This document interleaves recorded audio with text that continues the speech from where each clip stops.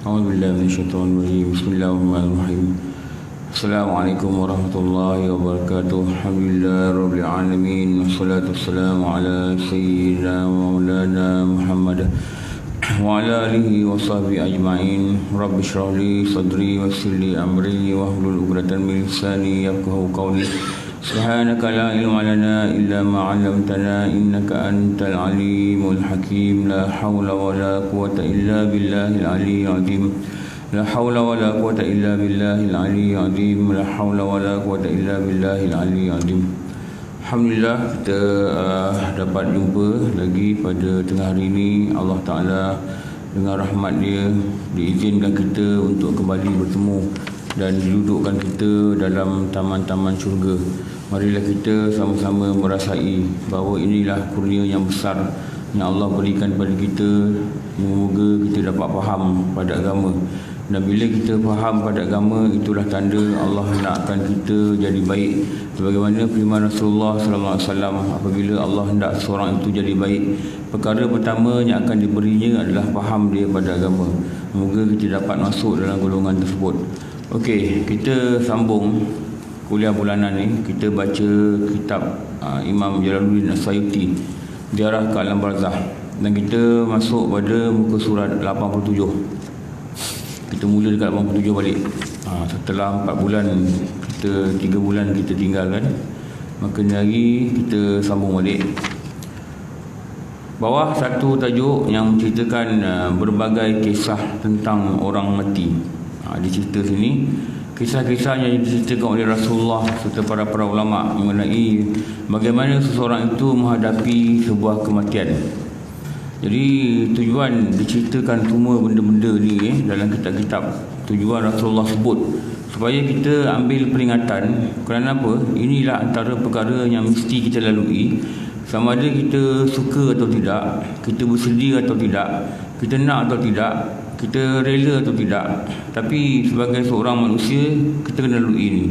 Lalui ini apa ni? Inilah perkaranya yang dikatakan kematian. Okey, Al-Bara' ibn Azib berkata, ni sahabat ni, seorang sahabat, dia berkata, kami pernah pergi, muka 87, bersama Rasulullah sallallahu alaihi wasallam melawat jenazah seorang dari kaum Ansar. Sahabat ni kata dia pernah pergi dengan Rasulullah, dilawat jenazah seseorang daripada kaum Ansar, maknanya orang-orang di Madinah. Kami pun ikut menghantar jenazah itu sampai ke kubur. Dan melawat jenazah, hantar sampai kubur. Ketika jenazah tersebut dimasukkan ke lubang kubur, Rasulullah sallallahu alaihi wasallam duduk dan kami pun ikut duduk di sekeliling beliau. Sahabat ni kata kami pun duduklah sekeliling Rasulullah bila jenazah ni dimasukkan ke dalam lubang kubur. Seakan-akan di atas kepala kami terdapat burung. Maknanya mereka duduk ni dalam keadaan diam. Itu maksud itu. Seakan-akan di atas kepala kami terdapat burung, sementara di tangan Rasulullah itu, tangan beliau, terdapat tongkat yang dihentak-hentakkan ke tanah. Sahabat ni kata dia nampak Rasulullah ni duduk, dan mereka duduk sama-sama Rasulullah. Mereka duduk ni dalam keadaan diam, seolah-olah atas kepala kami ada burung. Maksudnya burung boleh tinggi atas kepala. Sebab apa? Duduk dengan diam. Itu sunnah dia duduk kat kubur, duduk diam. Lepas tu Rasulullah dia dapat tongkat, ada tongkat ke tangan dia, dan dia hentak-hentakkan ke tanah. Bila dia hentak-hentak ke tanah, beliau pun mengangkat kepalanya. Rasulullah ni angkat kepala dia bila dia hentak-hentak tongkat ke tanah, seraya berkata, apa Rasulullah kata? Mohonlah perlindungan kepada Allah daripada azab kubur. Dan beliau mengulangi sabdanya itu. Apa sabda tadi? Mohonlah perlindungan Allah kepada Allah dari azab kubur. 2 ke 3 kali. Rasulullah ajar yang pertama apa? Mohonlah perlindungan Allah daripada azab kubur. Sebab tu kita diajar dalam tayat akhir, Ada kitab kata kalau doa ni tak baca dalam tayat akhir dia jadi makruh. Allahumma inni apa? Allahumma inni a'udzubika min azabil qabr. Allahumma inni a'udzubika min azabil qabr. Ya Allah, aku mohon perlindungan, a'udzubika, daripada azab kubur. Baca masa bila? Baca masa tayat akhir. Sunat dibaca masa tayat akhir. Apa tu? Lindung daripada azab kubur. Sama juga macam kalau kita baca kisah anak Sayyidina Umar yang bernama Abdullah. Sama juga kisah tu.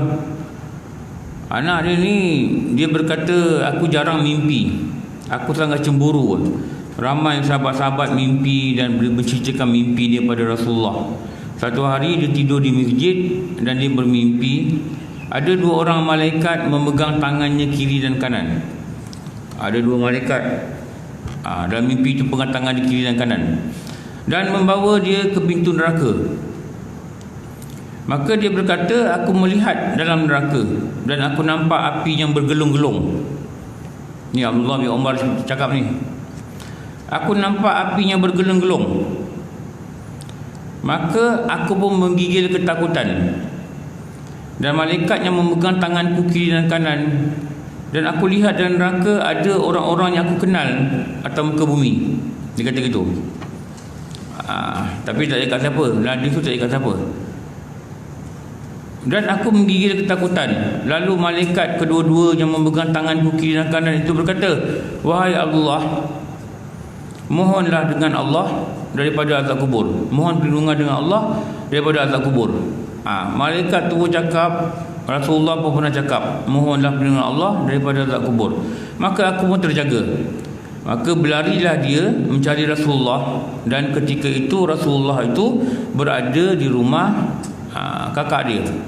Rasulullah ni dia ada kahwin dengan salah seorang isteri dia adalah anak Sayyidina Umar. Maka dia pun pergi rumah kakak dia, Rasulullah ada kat situ, dan dia menceritakan kisah ini pada Rasulullah. Rasulullah keluar waktu tu dan minta kakak dia beritahu cerita ini pada Rasulullah. Dan beberapa hari lepas tu dia jumpa kakak dia semula dan dia tanya apa Rasulullah cakap. Sebab dia tak pernah dapat mimpi. Kali dapat mimpi macam tu pula. Maka Rasulullah kata apa? Umar itu, Abdullah itu anak yang baik. Jangan hiraukan pasal mimpi. Jangan hirau sangat pasal mimpi. Tetapi kalau dia bangun untuk sembahyang malam, dia akan jadi manusia yang lebih baik. Tadi kata lebih kurang gitulah bahasa dia. Itu Rasulullah menekankan, jangan heboh sangat nak mimpi, tak nak mimpi. Bukan soal tu. Soalnya apa? Bangun solat malam. Dia ajarkan gitu, bangun solat malam. Itu Rasulullah ajar kita apa? Mohonlah perlindungan kepada Allah daripada azab kubur. Dia suruh kita baca doa. Satu, kita mohon dengan cara doa. Lagi satu, kita mohon dengan cara amalan. Apa amalannya? Yang dikatakan membaca surah Al-Mulk pada setiap malam. Baca surah Al-Mulk setiap malam. Bukan lama, 30 ayat. Baca lah. Lepas maghrib ke, lepas isyak ke, bacalah. Sebelum subuh tu, kita baca. Kenapa? Itulah kaedah kita. Itulah usaha kita. Dengan harap memang kebenaran kata-kata Rasulullah itu sebagai wahyu. Siapa yang membaca surah Al-Mulk ni pada tiap-tiap malam, maka Allah hindarkan dia daripada siksa kubur. Itu ada satu janji daripada Rasulullah. Pastilah apa yang Rasulullah cakap itu dia datang daripada Allah. Dia bukan cakap suka-suka. Jadi diberi dia kaedah. Kita ni diberi kaedah, diberi cara, disuruh buat. Kita buatlah. Ni disuruh baca, kita tak baca. Tapi tanya takut tapi tak baca. Maknanya kita ni takut pada lidah, takut pada mulut. Tapi usaha kita untuk menghilangkan perkara ni daripada badan kita, kita tak buat. Tu nak baca doa masa tayat akhir. Satu. Lepas tu bacalah Al-Mulk, mudah-mudahan. Mudah-mudahan Allah hindarkan kita, lindung kita daripada azab yang sangat ngeri. Itu nama dia azab kubur. Rasulullah sebut dekat mana? Rasulullah sebut sebab tu ada seorang jenazah kaum Ansar dimasukkan dalam kubur. Rasulullah ambil kayu, hentak-hentak ke tanah, dia angkat kepala dia, dia pesan pada semua-semua sahabat yang hadir pada waktu tu, minta lindung kepada Allah dari azab kubur. Tu arahan tu. Dan sebab pentingnya benda ni, Rasulullah ulang Bara bin Ibni Azib ni kata dia dengar Rasulullah ulang 2 ke 3 kali. Dia ulang benda ni, minta, dia kata minta dia ulang 2-3 kali. Bila Rasulullah ulang 3 kali tu menunjukkan apa? Menunjukkan penting benda ni. Kita jangan ambil lewa, kita jangan ambil tak penting. Rasulullah ulang nasihat kita 2-3 kali.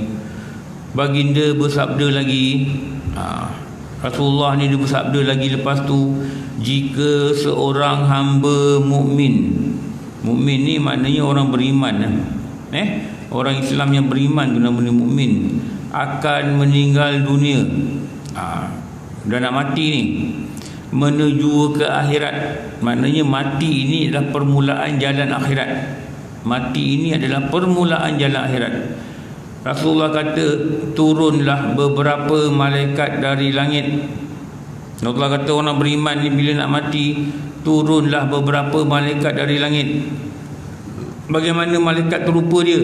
Dengan wajah putih seakan-akan wajah mereka matahari. Matahari, sinar dia, muka dia ni macam matahari yang terang. Ini muka malaikat yang akan turun bila dia nak meninggal ni adalah orang mukmin. Dan turunnya dia itu dengan membawa kain kapan dan minyak wangi. Dia bawa kain kapan, dia bawa minyak wangi dari syurga. Hiwat, kalau dalam kitab Mustikah Hadis disebut dia membawa kain kapan dan minyak wangi daripada syurga. Sama dia cerita ni. Orang mukmin bergembiralah bila nak mati kerana malaikat turun dengan wajah berseri-seri. Malaikat mempersiapkan untuk membawa roh itu ke langit. Dan majlis ini adalah majlis yang besar. Kenapa? Yang mati ni orang mukmin. Satu majlis sambutan yang elok, yang paling baik disediakan oleh para malaikat. Cara apa? Dibawa kain kapan daripada syurga, dia bawa minyak wangi daripada syurga. Kenapa? Dia nak sambut roh. Roh apa? Roh orang mukmin. Dia nak sambut roh orang mukmin. Bila jadi para malaikat itu ada pada jarak sejauh mata memandang dari si mayat. Malaikat ni duduk berlapis-lapis. Yang putih berseri, muka dia macam matahari tadi, duduk berlapis-lapis. Sampai mana jauh dia duduk? Sampai mana mata boleh pandang. Jauh lah tu, jauh mana mata memandang. Kemudian turun pula malaikat lain. Kemudian barulah datang malakul maut. Jadi malaikat tadi malaikat grup lain. Bukan kerja dia cabut roh. Kerja dia bawa roh. Kerja dia bawa roh. Dia bukan cabut roh. Yang putih berseri macam matahari ini, dia bukan cabut roh. Dia bawa roh. Dia standby nak ambil roh. Dia bawa apa? Dia bawa alat untuk bawa roh. Apa dia? Dia bawa kain kapan. Lepas tu dia bawa minyak wangi. Kain kapan yang sangat wangi. Daripada mana? Kalau kita lain dia katakan daripada syurga. Kemudian baru datang malaikat maut. Datang dan duduk di sisi kepala orang nak mati tu. Dulu masa belajar baru mazi kan, ustaz kata apa? Kalau orang yang mati tu orang yang mati husnul khatimah, maka malaikat maut itu datang duduk di sebelah kanan kepalanya. Tu dia ada satu kitab baru mazi dia cerita begitulah. Na'udzubillah, mereka yang mati dalam keadaan jahat. Penutup dia adalah jahat. Dikira mati sebagai mati orang jahat. Maka malaikat maut ini duduk di kiri kepala dia. Tu ada perbezaan tu. Na'udzubillah. Kita tak nampak. Tak apa nampak. Orang nak mati nampak. Kita keliling tak nampak. Nampak dia sesak nafas, dia pergi. Itu je. Nampak orang aksiden, meninggal. Itu je. Nampak gigil, meninggal. Itu je. Tak nampak ni. Berapa? Ni alam lain. Ni alam lain. Dia duduk di sisi kepala. Malaikat maut datang duduk di sisi kepala. Seraya malaikat itu berucap, sambil berucap, apa diucap pada roh orang mukmin? Wahai jiwa yang tenang, keluarlah menuju keampunan dan keredaan Allah. Ini ucapan yang paling bahagia. Allahumma rzuqna Moga-moga Allah rezekikan kita. Tu dulu kami mengaji dulu, ustaz cakap, kalau orang dengar orang cakap cerita syurga, orang cakap mati husnul khatimah, orang cerita bagaimana orang-orang mukmin mati dia keluar dalam keampunan Allah dan keridaan Allah. Kita dalam majlis ilmu ini sunatlah kita untuk berdoa, Allahumma rzuqna. Ya Allah, rezekikan kami. Tak cakap Melayu pun tak apalah. Ya Allah, rezekikan kami. Rezekikan kami dapat apa? Rezekikan kami dapat panggilan yang terakhir untuk keluar roh. Untuk keluar roh daripada jasad. Sekarang roh ada kat jasad lagi. Dan dia akan keluar. Cara keluar, dipanggil. Dipanggil. Biarlah panggilan itu panggilan yang bawa bahagia. Apa dia? Dipanggil roh ini dengan jiwanya tenang. Wahai jiwanya tenang, keluarlah. Keluar bagaimana? Menuju keampunan. Malaikat dipanggil gitu. Malaikat maut ni diarahkan, engkau pergi ke orang mukmin ni, engkau keluarkan roh dia, engkau panggil roh dia dengan panggilan, engkau keluar pergi ke keampunan Allah. Maknanya Allah dah sediakan keampunan untuk engkau. Dan Allah dah redha pada engkau. Maknanya pergi pada menuju dua keadaan. Satu, keampunan Allah. Dua, redha Allah. Itu yang kita doa tu wa maghfiratan ba'dal maut. Kalau kita sedarlah, kalau kita doa kita tak rasa apa-apa, tak faham pun ya. Wa maghfiratan ba'dal maut. Jadilah kami ini wa maghfiratan ba'dal maut, mendapat keampunan ba'dal maut, selepas kami mati. Maknanya bila roh ni keluar, dia pergi pada keampunan Allah. Maknanya dia dah sediakan satu keampunan. Untuk apa? Untuk orang ni. Mati je, habis dosa-dosa kau diampunkan. Allah, ini yang paling indah. Tak ada benda yang paling indah sebenarnya lah. Dapat keampunan Allah, dapat redha Allah. Tak ada benda yang paling indah. Naik pangkat pun tak indah. Kalau tak dapat redha Allah. Sihat pun tak indah kalau tak dapat redha Allah. Anak pandai-pandai 5A, 11A pun tak indah kalau tak dapat redha Allah. Rumahnya besar pun tak indah kalau tak dapat redha Allah. Isterinya cantik, suami yang berpangkat pun tak indah kalau tak dapat redha Allah. Tak ada yang lebih mahal daripada redha Allah. Sakit dapat redha Allah, itu lebih baik sebenarnya kalau kita faham, daripada sihat Allah tak redha kat kita. Allah tak redha kat kita. Duit sikit Allah redha, lebih baik daripada duit banyak Allah tak redha. Tak tahu duit yang datang dari mana. Dapat duit dengan Allah, cara Allah tak redha. Sama juga dengan benda-benda lain. Kenapa? Redha Allah ini membawa ke syurga. Redha Allah ini membawa pada keampunan dia. Dan orang yang mendapat redha Allah, orang yang mendapat keampunan Allah waktu matinya, inilah seruan yang diseru oleh malaikat maut. Wahai jiwa yang tenang, wahai jiwa yang tenang, keluarlah engkau daripada jasad. Lepaskanlah jasad tu menuju ke satu tempat pengampunan dan keridaan Allah. Ini dua yang paling penting. Kalau kita dapat benda ni, bila orang Islam dia dapat benda ni, bahagialah dia. Bahagialah dia.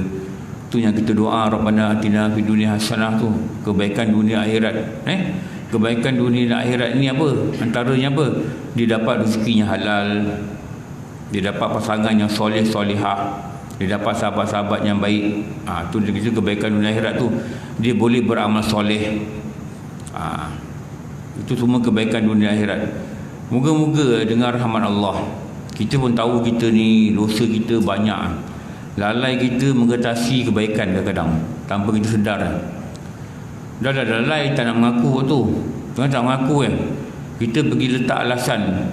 Kita letak alasan di depan kita supaya membela diri kita. Itu menyebabkan kita tak boleh berubah. Kita ikut cakap nafsu, kita layan perkataan syaitan. Nanti syaitan ni dia paling pandai, paling terror, expert delay, untuk delaykan orang, lambatkan orang. Nanti bukan kau tak boleh nak mengaji, nanti kau kerja. Dia bagi alasan kerja lah selalu. Kalau orang kerja, orang berniaga dia bagi alasan berniaga. Orang anak ramai, dia bagi alasan anak ramai. Orang yang tepat dengan logik akal dia bagi alasan tu. Kita bukan menuju keampunan Allah, tu yang paling malang. Kita bukan buat benda yang mengharapkan redha Allah, kita sangat malang lah. Lepas tu buatlah apa-apa kebaikan, niatkanlah moga Allah redha dekat aku. Ni perkataan redha ni penting. Kenapa? Moga-moga dengan rahmat Allah, bila roh kita keluar, pasti roh kita keluar. Tak ada orang kata roh dia tak keluar, pasti keluar. Biarlah dipanggil tepat dengan apa? Dengan redha. Tu kalau kita tengok Rasulullah bila dia pergi ke Yathrib, pergi ke Taif, bila dia pergi ke Taif, seminggu duduk sana, tak ada orang ikut dia. Dia pergi dengan anak angkat dia. Hari ke-7 dia dibaling dengan batu. Orang tutup perjalanan untuk pulang ke Madinah, orang buka satu jalan aja, orang baling batu daripada atas bukit, suruh kanak-kanak kejar dia baling batu hingga berdarah-berdarah badan dia. Dan dia duduk di kebun Adas, tempat kebun, pemilik dia nama Adas. Adas tu ada cerita dalam sirah lah. Dan sambil menangis dia berdoa pada Allah, ya Allah, aku tak kisahlah apa jadi kat aku, maknanya kena baling ke berdarah ke, aku tak kisahlah. Janji kau tak murka kat aku, engkau redha pada aku. Dia penting tu redha. Rasulullah tak kisah orang nak benci dia ke, orang buat apa kat dia, tak kisah. Janji Allah redha dekat dia. Sama macam kita lah, kita tak peduli lah orang nak cakap apa, cakap lah. Orang nak panggil kita apa benda ke, lebay ke, apa benda ke, panggil lah, tak kisah. Janji Allah redha kat aku. Orang nak cakap kita ni buang dunia ke, cakap lah, janji Allah redha kat aku. Orang nak cakap kita ni bodoh, tak ambil kesempatan, cakap lah, janji Allah redha kat aku. Yang penting Allah redha, itu yang penting. Yang penting redha Allah tu yang penting. Kenapa? Orang yang dapat redha Allah ni, bila roh dia keluar nanti, dia akan dipanggil macam ni. Dia akan dijanjikan keampunan. Maka roh ni keluar seronok dia dengar. Kenapa? Dia dah dapat keampunan Tuhan. Allah, telinga yang sangat bahagia sebenarnya apabila dia diseru roh tu keluar dengan dua perkataan, keampunan dan redha Allah. Allah, inilah manusia paling bahagia. Sebenarnya lah, kalau kita faham, walaupun hidup dia miskin, walaupun dia uji bertalu-talu dalam kehidupan, dahsyat ujian dia, sampai kita tengok pun Allah beratnya ujian. Tapi orang Melayu kata berat mata memandang. Tapi kalau mati dia, mati dia Allah redha. Ada orang meninggal baru ni 80 lebih, 88 ke agaknya umur dia, perempuan. Keluarga dia ceritalah kami, masa sesak nafas tu, antara perkataan yang disebut, ya Allah redhalah pada aku. Disebut orang tu. Lepas tu dia mengucap dengan jelas pada bibir dia. Cucu dia, anak dia dengar dia mengucap. Sebelum tu, masa sesak nafas tu, dia kata, ya Allah, engkau redhalah pada aku. Lepas tu dia mengucap dan dia meninggal. Ni nama dia husnul khatimah. Adalah orang tanya, apa amalan nenek ni? Nenek lah, 88 tahun. Dia kata nenek ni terkenal dengan kuat sedekah. Kuat sedekah tau. Kuat sedekah. Walaupun bukan orang kaya, tapi orang kampung. Orang kampung mana orang kaya kadang-kadang. Orang kampung, orang pencin-pencin ni, tapi dia suka memberi. Suka sedekah. Suka sedekah. Sama macam cerita orang mati, orang boleh mengucap. Selalunya orang akan tanya apa amalan dia. Mengucap dia jelas Kadang dia mati, dia kata nampak malaikat cantik turun. Itulah malaikat yang berseri ni, yang menantikan roh tu dia bawa keluar. Kadang orang tanya macam ustaz cerita, ada dua ustaz cerita dalam kuliah-kuliah mereka. Ustaz Zainul Asri pun ada cerita, ada seorang lelaki 88 juga umur dia. Bila nak mati tu sama juga, anak-anak tanya dia, ayah kenal kami tak? Dia kata dia tak cam, macam dia tak perasan dah. Yelah, orang nak mati memang gitu. Betul, anak dia yang lelaki ni kata, tak apa, ayah tak kenal kami, tak apa, ni orang utara ni. Ayah tak ingat kami, tak apa. Ayah ingat Allah tak? Allah ayah ingat, dia kata. Lepas tu dia terus mengucap, dia meninggal. Jadi orang tanya juga, apa amalan ayah kamu ni? Mengucap dengan jelas apa amalan dia? Dia kuat bersedekah dan dia tidak tinggal baca Quran waktu tahajud. Mana nak tahulah. Bapak dia ni pukul 4, 5 dah jaga dah. Dah semayang dah baca Quran. Dan dia memang rajin bagi-bagi cucu cicit dia, orang kampung, bagi duit lah. Bukanlah banyak, tapi apa dia ada dia suka bagi. Ni nama dia sedekah. Tu yang dalam kitab kata orang ahli neraka, yang masuk neraka, bila ditanya, kalau engkau hidup atas muka bumi balik, engkau nak buat apa? Dia kata, aku nak sedekah. Kenapa? Aku melihat sedekah ni banyak memadamkan api neraka orang lain. Tu nak kena ada watak pemurah. Ada watak pemurah. Dengan pemurah ni Allah redha. Amalan wajib kena buat dengan betul juga. Allah redha. Sebab tu benda wajib kena buat. Belajar fardu ain kena belajar. Belajar solat dengan betul kena belajar. Tauhid kena belajar. Tasawuf kena belajar. Fardu ain kena masuk kelas. Kita kena masuk kelas. Sebelum sampai satu masa nanti roh kita nak dikeluarkan, kita dalam keadaan amal kita sah. Solat kita betul. Tu yang penting. Kena pergi register masuk kelas. Sekarang ni dah 4 bulan tak belajar ni baru belajar balik. Sekarang ni bila dah datang belajar, datang masjid surau dah kena pakai macam ni. Betul tak? Saya tak tahulah kat sini orang tak pakai, saya tengok. Tapi kalau kat rumah saya orang semayang pun pakai. Hatta imam semayang pun pakai macam ni. Imam kat rumah saya.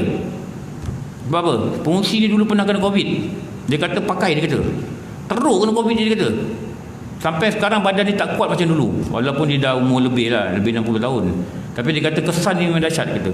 Tu dia tulis dekat masjid rumah kami lah, kat rumah kami. Siapa tak ada mask, tak bawa sejadah sendiri, tak boleh masuk. Sampai berikat tu dia buat. Betul. Jadi kami sana semayang sini. Masuk register, scan apa, My Sejahtera apa tu. Lepas tu ambil suhu, baru masuk. Lepas tu orang dah mula semayang, dia kunci pintu, tak bagi masuk. Dia tak nak orang masuk tanpa scan. Betul lah, tu betul cara tu lah untuk menjaga penularan ni kan. Tapi apa yang saya cakap apa ada kita belajar tak? Nanti di hari akhirat nanti, balik akhirat, kita mulut kita kena tutup juga, tapi tak pakai mask. Mulut kita tak boleh cakap. Kita tak boleh menafikan apa yang kita buat, dan kita tak boleh declare dan claim apa yang kita tak buat. Kenapa? Waktu tu ada benda lain yang bercakap. Mulut tak cakap. Apa cakap? Ni cakap. Ni cakap. Ni gerak sendiri. Bibir ni gerak sendiri, dia keluar suara. Kulit akan cakap. Semua anggota ni akan cakap. Ni tangan akan cerita, aku ambil duit rasuah. Mata akan cakap, aku tengok akaun aku duit tu memang ada. Ni contoh duit lah. Ni cakap, aku pegang perempuan ni, perempuannya bukan halal bagi aku. Dia cerita. Kaki cakap, betul aku bawa dia bersama sini. Oh, dia cerita, semua cerita. Rasulullah kata bumi akan menceritakan kisah dia. Sahabat-sahabat nangis, takut.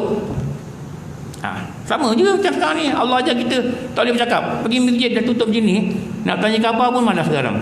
Gini saya ngajar, orang semua duduk jarak macam ni. Bila nak tanya cakap, saya kata buka mask, saya tak dengar. Buka baru taja, tutup balik. Belajar masuk masjid kena scan. Betul. 37 poin berapa dah, poin 4, poin 6 gitu, tak boleh masuk. Sama macam tadi kat bawah, kena scan juga. Sama juga kat akhirat nanti, kena scan. Masuk syurga ni ada scan. Orang sombong, Rasulullah kata walau sebesar biji sawi tak boleh masuk syurga. Perempuan yang berpakaian tapi telanjang diharamkan syurga. Itu semua ada scan-scan itu. Perempuan berpakaian telanjang, perempuan pakai seluar ketat, pakai baju ketat, berpakaian macam telanjang. Sedangkan Rasulullah kata bau syurga itu boleh dicium 500 tahun perjalanan. Lepas tu cakap dengan anak perempuan kita, jangan pakai seluar ketat. Ini tradisi, ini trend tau. Kalau ada buat seluar agama pun sama. Dia pakai tudung atas kepala je. Kat sekolah dia pakai tudung labuh, kat sekolah dia pakai baju kurung. Tapi bila keluar je dari sekolah, dia balik rumah, dia keluar kawan dia pakai seluar ketat kadang-kadang. Budak sekolah tak agama ni memang satu hal lah kadang-kadang. Budak sekolah agama begitu. Itu yang sangat menjadikan. Sangat menjadikan. Tu cakap dengan anak kita, dan kita sendiri jangan pakai seluar ketat. Kita mak dia jangan pakai seluar ketat. Kita suami cakap dengan orang rumah kita, jangan pakai seluar ketat. Dah cukuplah tu, dah cukuplah. Rasulullah dah bagi warning yang sangat keras. Besok di scan, besok takut dipanggil kita ni orang yang berpakaian telanjang diharamkan ke syurga. Padahal malam tahajud, siang berpuasa. Jangan sampai macam ni. Sama juga kita masuk ada scan. Ini sejadah sendiri ke sejadah surau? Sejadah surau kat rumah saya semua sejadah surau di masjid dia disimpan, dia tak bagi. Semua orang bawa sejadah sendiri. Macam-macam rupa lah. Ada bawa yang besar, ada bawa yang mahal, yang gambar raudah tu, kapet raudah tu. Ada bawa yang betul-betul besar Quran ni. Ada jadah besar ni pun ada. Betul-betul untuk letak muka je. Yang kecil tu, boleh tengok kan? Ada orang bawa tu. Ada orang bawa sejadah yang murah, yang kainnya nipi-nipi tu. Ada orang bawa sejadah mahal. Kalau kita belajar sama juga nanti kita balik akhirat. Ada orang bawa amal kecil, ada orang bawa amal dia mahal betul amal dia. Ada orang bawa amal dia berbintang-bintang, bersinar, Rasulullah kata macam bintang kejora. Ada orang bawa amal banyak, di akhirat diadili dia, muflis dia dibaling ke neraka. Pun ada juga. Mari kita belajar daripada apa yang berlaku ni. Patutnya kita kena ambil iktibar. Sama macam balik akhirat nanti. Lepas tu hati-hati ya. Hati-hati. Okey, apa lagi cerita ni? Jika seorang hamba mukmin akan meninggal dunia, itu nama mati, menuju ke akhirat, turunlah beberapa malaikat dari langit dengan wajah putih berseri, seakan-akan wajah mereka adalah sinarnya matahari, dengan membawa kain kafan dan minyak dari syurga. Para malaikat yang ada itu ada pada jarak sejauh mata memandang dari sisi mayat. Kemudian malaikat maut datang dan duduk di sisi kepalanya seraya berucap, "Wahai jiwa yang tenang, keluarlah engkau menuju pengampunan dan keredaan Allah." Itu panggilan untuk orang yang mukmin. Allahumma rzuqna, moga Allah rezekikan kita dapat panggilan tu. Dapat panggilan tu keluar tu. Sekarang ni giliran dah ada, tarikh ajal dah ada sebenarnya kehidupan kita ni. Kita tak tahu. Ada orang dipanggil usia 30 lebih, ada orang dipanggil usia 40, macam-macam usia lah. Ada yang dipanggil usia belasan tahun, dipanggil malaikat supaya rohnya keluar daripada jasad dia. Kadang-kadang Allah matikan dalam kelompok ni, dimatikan seorang-orang yang muda, yang sihat, supaya apa? Jadi peringatan pada orang lain. Jadi peringatan pada orang lain. Ini saya baca dekat Facebook, ada staf JKR yang baru dia meninggal, yang Kelantan ni kan. Bukan tua pun, saya tengok muka macam muda je. Saya tanyakan kawan kita kat sini, 36 kata umur dia. 36 umur dia. Maknanya bukanlah orang pencen. Maknanya Allah nak ambil, Allah ambil lah. Sampai masa dia pergilah. Cuma kita yang hidup ni mendoakan kebaikan bagi dia. Dan lagi satu, apa yang kita kena buat adalah ambil pengajaran.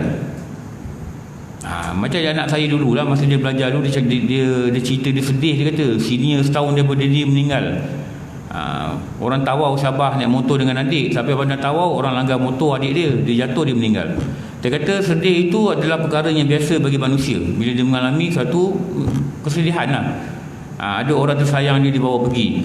Tapi apa benda yang kita kena buat adalah mengambil iktibar. Ambil iktibar. Dia dengan kita setahun aja, Allah panggil dia pergi. Tak kira lah ready ke tak ready ke, taubat tak taubat ke, qada solat dah habis ke belum ke tidak, itu bukan soal. Tak ada dalam kitab kata malaikat maut turun pada dia dan tanya dia, engkau dah taubat belum pada dosa. Tak ada. Tak ada hadis cakap itu. Malaikat maut ni dia terturun, kerja dia keluarkan roh. Dia tak tanya engkau duit rasuah ni, engkau dah taubat ke, engkau ada buat lagi ke duit rasuah ni, engkau ada simpan ke, macam mana ni, engkau beli rumah pakai duit rasuah, engkau bayar bulan-bulan ada orang bayarkan, engkau beli motor pendahuluan dengan duit rasuah. Dia tanya, dia tak peduli. Malaikat dia tak peduli. Dia tak peduli dan dia tak peduli. Kenapa? Kerja dia keluarkan roh. Dia tak tanya engkau dah siap ke Fardu ain kau dah belajar ni, rukun sembahyang kau faham tak? Syarat sah kau tahu. Fardu wuduk kau faham. Syarat wuduk kau faham tak? Dia tak tanya tauhid macam mana, apa makna la ilaha illallah, apa dia la, apa dia ilah, apa dia tak tanya. Dia tak interview. Memasuki alam barzah tak ada interview. Sama juga macam memasuki alam dunia tak ada interview. Dia tak temu duga untuk pastikan kita layak tidak. Layak tak layak kita kena pergi pada hari dan tarikh yang dijanjikan. Malaikat ini taatnya dia datang, keluarkan. Dia tak peduli. Dia tak cakap dengan Allah, wahai Allah, dia sedang ada dalam maksiat, kau bagi dia tangguh. Tidak. Malaikat maut tidak didatangkan rasa belah kesian gitu. Tidak. Sama macam bukan nakir. Dia pukul sampai hancur. Tahu? Yang Rasulullah kata dipukul antara dua telinga manusia. Telinga manusia dipukul kat sini, dipukul sampai hancur lebur, jadi balik dipukul. Dia tak ada rasa belah kesian. Kenapa? Allah tak jadikan dia gitu. Kita tengok orang tendang kucing pun kita rasa kesian kucing. Kita rasa gitu sebab kita ada perasaan gitu. Tapi malaikat maut ni, malaikat-malaikat ni dia taat pada Allah, memang dia akan keras pada orang-orang yang tidak beriman. Dia akan marah pada orang yang tidak beriman. Kenapa? Dia geram, kenapa kau tak taat kepada Allah ni? Tu dipanggil ni. Apa jadi pada orang beriman tadi? Bila dipanggil, keluarlah menuju keampunan dan keridaan Allah. Lalu keluarlah rohnya, nyawa itu. Yang keluar ni nyawa. Yang keluar ni roh. Ia mengalir seperti air, meskipun kalian melihatnya tidak demikian. Lihat dia macam biasa, sesak nafas, habis. Begitu ada orang dia boleh nampak proses dia. Nampak perut dia bergelombang kalau kita ada orang mati lah. Lepas tu nampak dada dia bergelombang, lepas tu dengar nafas dia berkeruh kat sini. Tu arah-arah tu. Lepas tu ditarik nafas yang panjang, mata dia tengok atas, habis. Ada orang kita nampak proses begitu. Dan ada orang kita tak nampak apa-apa. Macam ada kawan cerita dulu kan, tak nampak apa-apa pun. Tengah makan roti canai depan masjid, 6 orang nak bincang Maulid Nabi AJK ni depan surau dekat Bangi. Dah habis makan roti canai, nak ambil air minum ni, tumbang kat kawan saya sebelah. Kawan saya ada situ, tumbang atas riba, atas badan dia. Dia pun pegang, kenapa ni Haji, kata. Terpanjat lah. Panggil lah ambulans apa semua, dah meninggal rupanya. Ada orang tak nampak. Ada orang tak nampak. Sama juga ada kawan saya cerita dulu, kami reunion. Saya tak jumpa dia lama. Saya memang nak sangat jumpa dia. Dah reunion kali kedua selepas saya tak jumpa dia 30 tahun lebih. Sebab dia duduk satu bilik dengan saya dalam masa kat ITM Shah Alam. Saya dulu belajar ITM Shah Alam. Kami duduk asrama Angsana. Sekarang asrama tak ada lah. Dekat Rumah Tiara bawah tu dulu, Rumah Tiara tu diorang buat asrama. Saya katil atas, dia katil bawah. Memang kami rapat lah sebab duduk katil berleka tu atas bawah kan. Berbual lah kadang malam tak boleh tidur, berbual bercerita dengan rapat. Lepas tu bila dah habis belajar, dia hilang, tak tahu gimana. Orang pun tak dapat kesan. Akhirnya saya dapat jumpa. Seronok lah dapat jumpa dia balik. Saya tanya dia apa khabar. Dia kata kita ni dah umur gini. Dia kata patutnya kita ni lah, dia kata aku nak cerita kau satu perkara lah, jadi kat aku 2 minggu lalu. Dia tu dia cerita tu. Dia ni bos besar dalam satu syarikat construction. Dia ni IR. Kami dulu sama ambil engineering lah. Saya belajar sampai diploma. Dia belajar lagi lah, dia ambil master semua saya dengar. Dia kata driver aku, dia kata 2 minggu lalu kami punya site kat Melaka, dia kata sampai dekat traffic light. Kalau kat Melaka keluar tol Aikro, ada satu traffic light yang besar tau. Belah sini Mitch, belah kanan Maidin. Kalau perasan traffic light tu lah. Depan ni ada King Hotel. Traffic light ni ada nombor 120, 119 ada nombor Nombor turun tu hijau lah, merah, dia turun, kosong di hijau. Tu nombor-nombor gitulah.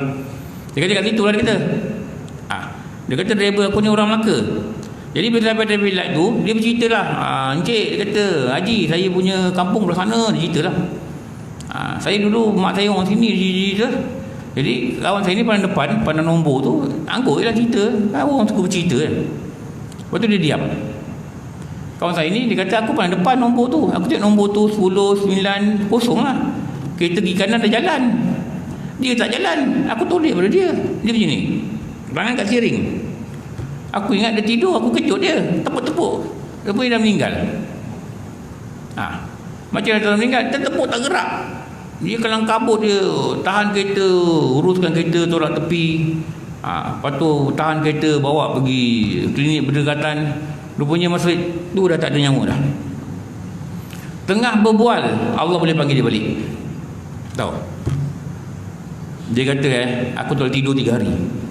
Aku terbayang muka dia, aku terdengar suara dia, dan aku cakap dia aku, Allah ajar aku, kau tengok, Allah boleh panggil. Faham? Dia buat cinta kat saya.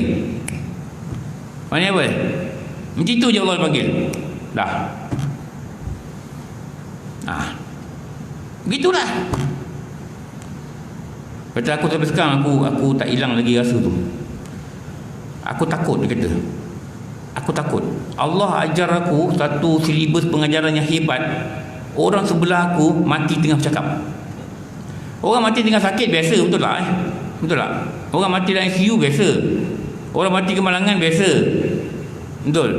Tapi dia kata ni orang mati tengah bercakap. Dia kata Allah, betul-betul pengajaran ini sebenarnya untuk aku. Dia kata, mungkin dalam banyak aku lalai, aku tak zikir, aku tak baca Quran. Aku cakap dengan diri aku cari ruang. Masa tu umur kami 54 lah masa jumpa tu. Aku cari ruang 55, aku mesti berhenti kerja. Dia kata gitulah. Dah dapat EPF ke apa, aku nak berhenti. Aku nak tumpu pada banyak amalan aku yang tak berapa betul. Aku berazam minta Allah panjangkan umur aku sampai pencen. Dia nak pencen 55. Dia kata syarikat dia pencen 60. Dia kata baguslah Ji, baguslah kalau fikir gitu. Dia kata kalau Allah tak jadikan peristiwa tu sebelah aku, mungkin aku masih lagi heboh dengan urusan dunia ni. Betul. Allah sayang aku. Betul saya cakap dia. Betul Allah sayang kau. Kau ni orang terpilih. Diberi tarbiyah, peringatan direct tanpa cerita orang lain. Tanpa dapat cerita daripada orang lain. Jadi dia cerita dekat saya pun cakap, saya dapat pengajaran juga. Betul. Saya dapat iktibar juga. Saya bukan dengar cerita ni sekali. Sebelum ni saya dengar juga. Ada juga dulu driver, ada bos cerita, driver, tahu.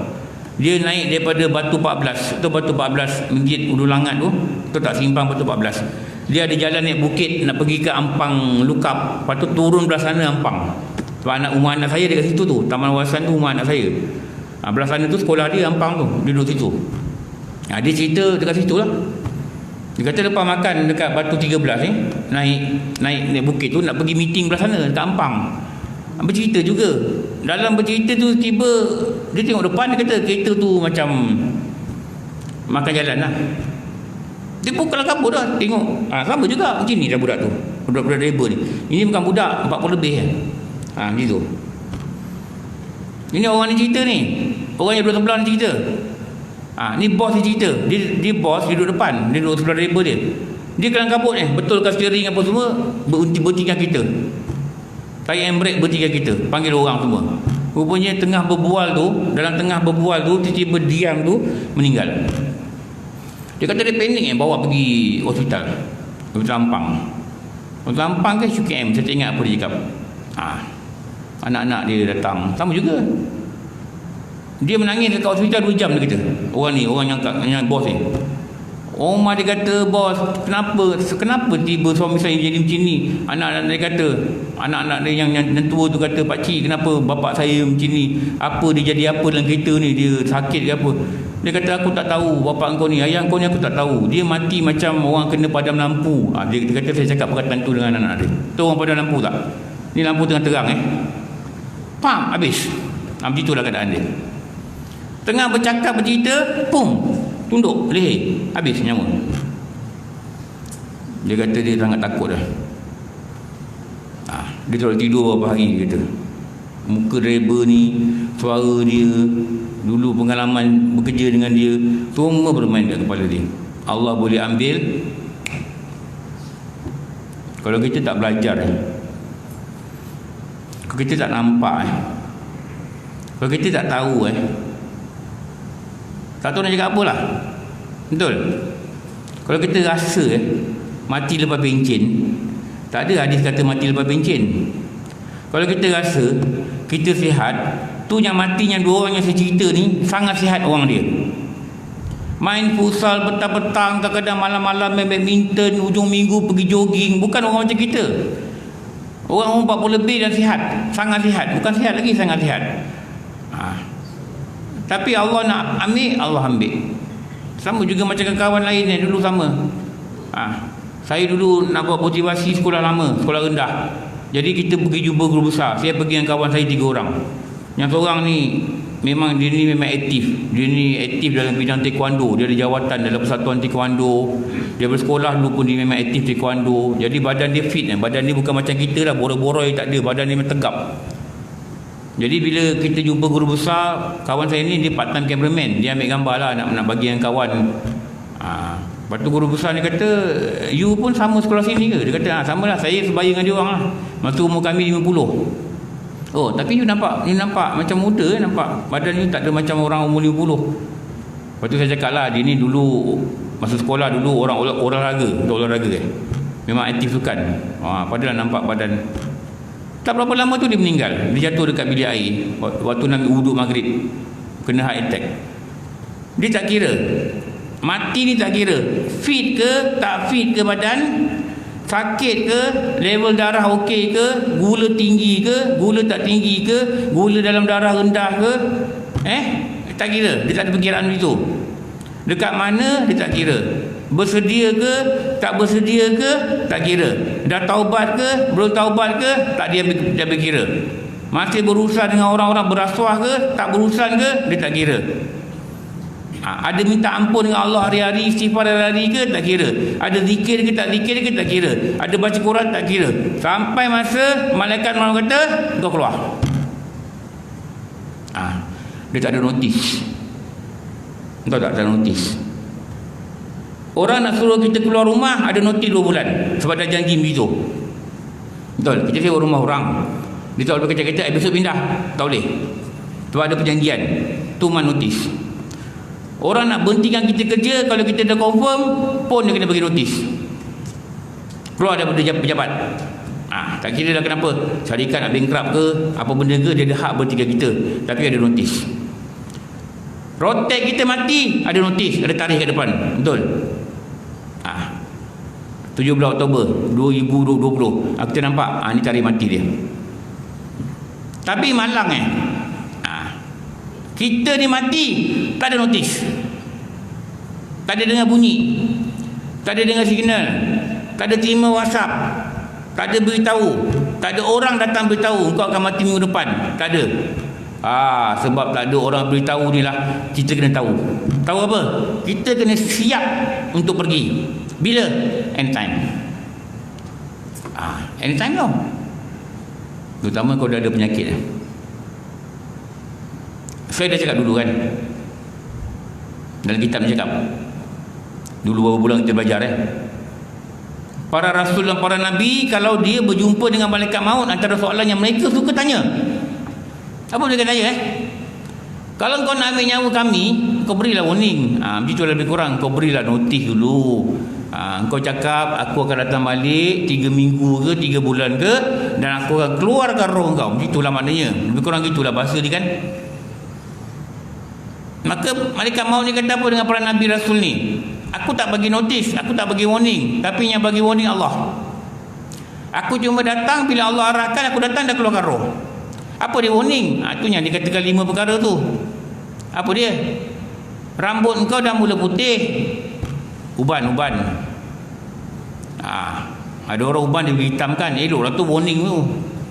Mata kau dah mula tak nampak, dah pakai spek. Telinga kau dah kurang pendengaran.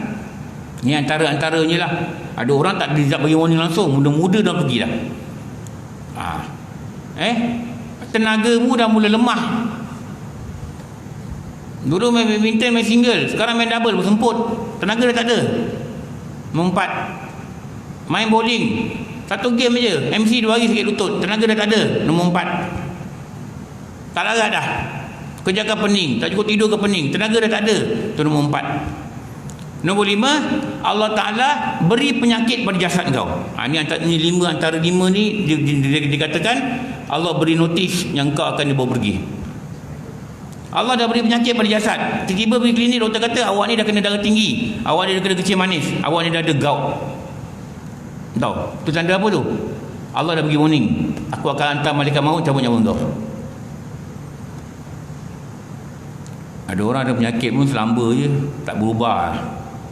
Dia tak rasa ini amaran biasa-biasalah. Apa bukan biasa Mati dalam keadaan su'ul khatimah bukan biasa. Neraka bukan biasa. Setiap kubur bukan benda biasa. Betul kita kena faham Maka malaikat maut ni kata dengan para nabi dan rasul, bila Allah Ta'ala dah bagi amaran macam ni, salah satu benda ni ada pada engkau, dan aku akan datang bila diarahkan untuk mengeluarkan roh daripada badanmu. Dan jika pada waktu tu orang itu masih tidak beriman, masih tidak bertaubat, masih tidak beramal, maka aku akan kata pada dia, wahai manusia, bukankah engkau telah diberi tanda dan amaran Kenapa engkau tidak beramal? Kenapa engkau tidak bertaubat? Kenapa tidak beriman? Wahai manusia, hari ini aku datang tak beri amaran dan terus pada engkau. Tak ada lagi amaran untuk engkau. Aku datang ini untuk apa? Wahai roh, keluar engkau sekarang. Dia kata gitu dalam kitab ni. Dalam kitab ni dah ada tanda ke belum? Dah tanda dah. Sayangnya Allah pada kita, dia bagi kita warning. Tiba cek blood pressure 140, 160. Tu ada penyakit tu. Mengantuk, lemah, cek ada kencing manis. Tu dah ada penyakit pada jasad tu. Dulu baca nampak, sekarang baca pecah-pecah, kena pakai spek kanta. Spek dekat reading. Itu dah ada tanda. Dulu tenaga kuat, sekarang outstation balik letih sangat. Bukan outstation, balik kerja biasa pun letih. Lepas asar tu tak tahan macam tidur, dapat tidur sekejap pun jadi. Macam tu. Itu tanda tenaga dah kurang tu. Itu dah tanda tu. Sebab tu bila ada tanda ni, buatlah persiapan sepatutnya. Ini ada tanda pun serupa macam tak tanda. Serupa. Macam mana tanda serupa je. Bimbang Ya Allah, bimbang. Malaikat maut nanti dia datang macam mana dikata dalam kitab ni. Dia kata apa? Aku datang tak ada bawa apa-apa warning dah, tanda untuk engkau. Kerana Allah telah beri tanda kat engkau.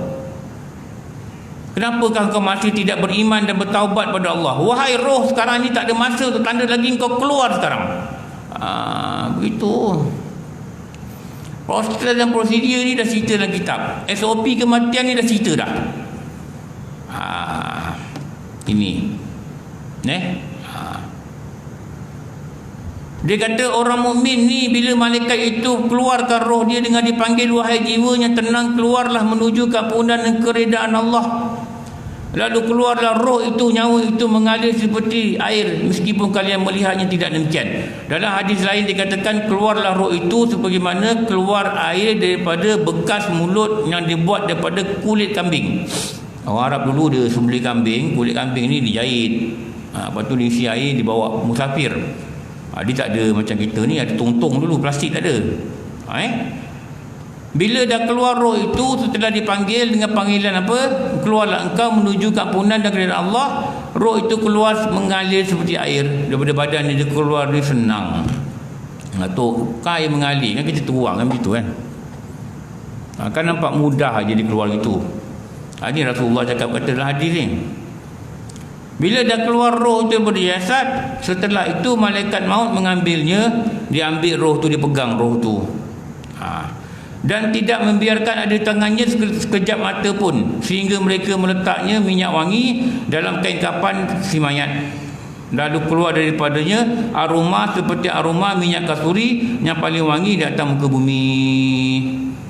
Malaikat yang tadinya ramai-ramai tadi, yang putih muka bagai matahari tadi, yang bawa kain kapan tadi, yang bawa minyak wangi tadi, dia ambil roh tu, malaikat maut ni dah keluarkan, dah pegang ke tangan dia, sekelip mata pun tak dapat pegang. Pegang kejap, malaikat ni ambil. Malaikat tu mana? Yang tadi yang turun ramai-ramai tadi, yang muka dia macam matahari. Dia ambil, dia letaknya dekat atas kain kapan, dan dia letaknya minyak wangi yang aroma dia sangat wangi, lebih wangi daripada kasturi yang paling wangi di muka bumi. Tu hadis dia cakap itu. Rasulullah ni dia kalau cakap wangi, dia kata kasturi. Dia kalau busuk, selalu dia kata bangkai. Perumpamaan dia gitu. Kalau banyak, bintang di langit. Dia perumpamaan dia selalu ada begitulah. Wangi dia, kasturi paling wangi atas muka bumi pun tak boleh lawan wanginya roh orang-orang yang beriman. Kemudian para malaikat yang tadi, yang putih berseri tadi, yang ambil tu letakkan kapan daripada syurga tu, yang letak minyak wangi tu, membawanya naik ke langit. Roh tu dibawa ke langit. Roh tu dibawa ke langit. Mereka tidak melintasi satu kelompok malaikat pun. Dekat langit ni ada kelompok-kelompok malaikat. Ramai mana? Rasulullah ada sebut ramai mana. Rasulullah kata apa? Layaklah langit itu mengeluarkan suara yang keras. Kerana takut, dia gerun lihat Kenapa? Di langit itu tidak ada ruang yang kosong walaupun sebesar 4 jari. Tak ada ruang kosong walaupun sebesar ni, melainkan ada malaikat-malaikat di langit. Ramai lah, ramai, sangat ramai. Rasulullah kata, jika engkau lihat dan engkau nampak, engkau akan tinggalkan tempat tidurmu, engkau akan tinggalkan pasanganmu, engkau akan berlari di atas bukit dan engkau akan menjerit ketakutan. Kau nampak, sekarang tak nampak, mana nampak? Kenapa? Sebab itulah layaknya langit ini mengeluarkan suara yang keras. Kenapa dia takut? Itulah bilangan malaikat yang ada di langit. Tak ada ruang kosong walau sebesar 4 jari. Penuh dengan para malaikat yang sedang memuji Allah, yang sedang bertasbih, yang sedang rukuk-rukuk, yang sedang sujud-sujud. Allah Akbar, hebatnya Allah. Kalau kita tak rasa, sebab tu sembahyang kita penuh dengan kelalaian, tak rasa apa-apa ke? Sembah-sembah ni jadi rutin, macam rutin lah, macam rutin benda biasa kan, pergi surau, pergi masjid, jadi rutin. Tapi hati tak bawa, hati kosong. Kenapa hati kosong? Tak isi. Biarkan tak ada ilmu, biarkan tak mengaji, tak bawa dia pada Allah, tak merayu pada dia. Hidup ni macam biasa je, bimbang dalam keadaan macam biasa tu, lalai. Hidup dalam sungainya lalai, hidup dalam lautannya lalai. Akhirnya diselamatkan. Kalau diselamatkan oleh hidayah, tak apa. Takut yang selamatkan ni satu pasukan, nama dia malakul maut. Dia keluarkan dia lalai, dia bawa pergi pada alam barzah. Ini yang paling menakutkan sebenarnya. Lepas tu mintalah dengan Allah, tolong kita, ingat dekat dia. Allahumma a'inni ala zikrika, tolong kita syukur dekat dia. Wa ala syukrika wa husnika wa husni ibadatik. Wa syukrika wa husni ibadatik. Tolong kita husni ibadatik, ibadah dengan baik. Maknanya minta Allah tolong kita. Ini doa yang diajar oleh Rasulullah kepada Muaz bin Jabal. Setelah Rasulullah kata, wahai Muaz, aku cerita kat engkau jangan tinggalkan doa ini di belakang solatmu. Mintalah dengan Allah, tolong aku ni Tuhan, tolong aku ingat dekat engkau. Kalau Allah tak tolong kita, kita tak boleh ingat. Memang selama kita ni banyak lalai tau. Padahal kita boleh ada ruang nak ingat. Kita bawa balik kerja, kita boleh tasbih, kita boleh selawat 1000 kali pun boleh habis sebenarnya. Tapi sebab kita tak ditolong dan kita tak ada kehendak tau. Kita tak ada kehendak. Itu kita dalam kereta, kita nak ingat apa, entah apa kita ingat pun kita tahu. Padahal itu ruang yang paling lapang. Kita tak buat apa, kita mandu dalam kita kan. Lepas tu kita boleh zikir. Kita boleh tasbih, kita boleh macam-macam. Tapi tidak diberi ruang. Itu yang sangat bahaya tu. Kemudian para malaikat membawanya naik ke langit. InsyaAllah kita berhentilah. Saya tengok sini sampai 150. Dah pukul 2 dah. Nanti kita sambung dekat muka 87 tu, dekat bawah. Kisah orang mati lagi ni, bagaimana prosedur yang berlaku dan diceritakan oleh Rasulullah SAW. InsyaAllah. Subhanakallah wa bihamdika, asyhadu an la ilaha illa anta, astaghfiruka wa atubu ilaik. Bismillahirrahmanirrahim. Wal 'asri innal insana lafi khusr illa alladziina aamanu wa 'amilus solihati wa tawassaw bil haqqi wa tawassaw bis sabr. Bismillahirrahmanirrahim. Alhamdulillahirabbil alamin. Wassalatu wassalamu ala sayyidina wa Muhammad wa ala alihi wa sahbihi ajma'in. Rabbana atina fid dunya hasanah wa fil akhirati hasanah wa qina adzabannar. Wa sallallahu ala sayyidina wa Muhammad wa ala alihi wa sahbihi wa barakatuh. Alhamdulillahirabbil alamin. Ampun maaf pasti banyak kurangan, wabillahi alam. Assalamualaikum warahmatullahi wabarakatuh.